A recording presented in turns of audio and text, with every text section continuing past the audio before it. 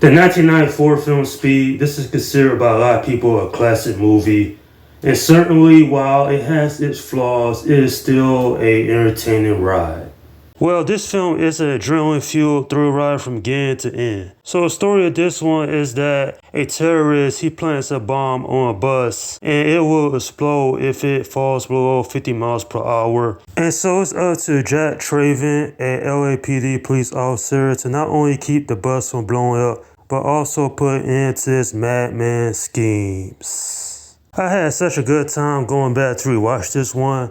It reminded me when action films were simpler back then, and we didn't have certain characters trying to outshine our main hero in movies like this. And at 116 minutes, this one definitely doesn't run too long, because had this movie been over 2.5 hours, then the whole story would have suffered because of it. At the end of the day, while the story is very simple, it doesn't complicate the movie as a whole. And thankfully the characters feel grounded and they also make smart decisions as well. I had always enjoyed this one because it never tried to be anything more than a simple action film from the 90s. Like, it has no deep meaning, it's just a movie you can sit down and just have a good time with.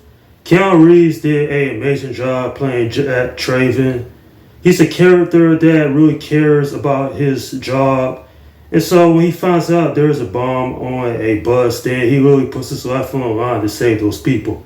Kudos to Keanu Reeves because he actually did some stunts in this film, where one part he actually jumps from a Jaguar convertible onto a moving bus. I was like, man, that takes dedication.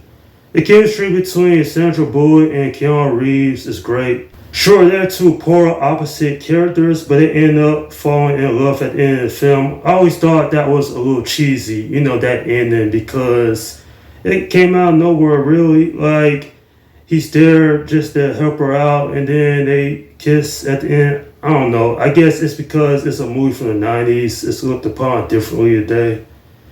As far as the film's feeling is concerned, I think that Dennis Hopper did a great job playing Howard. He's a character always being one step ahead of the cops, and it actually leads to some interesting moments throughout this one. Jeff Daniels also another great job here. And I know this same year Dumb and Dumber came out and where he transitioned over into a comedic role, but in this film he actually is quite good with the character he ends up playing. While the plot of this film ain't nothing great, it's pretty simple, but it works to its effect. Unlike its horrible sequel, Speed 2 Cruise Control, there's actually characters in this film you care about, and ultimately it leads to some moments in the film that keep you on the edge of your seat. And I know that Keanu Reeves was in Point Break beforehand, but I consider this really the big start of his action movie career. But I know that Point Break gets a lot of great credit to it. But honestly enough, this film is what really got me into his movies because I saw Point Break later, years later after I had first saw Speed. Nonetheless, when it comes down to it, I would consider this one of the best movies from the 1990s.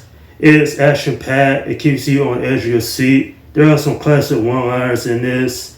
And even nearly 30 years later, this film has aged quite beautifully, in my opinion. I'm giving this film an 8 out of 10. Truly a cult classic, the legacy of this one speaks for itself. Overall, this film, it is a must-watch for people out there who haven't seen it.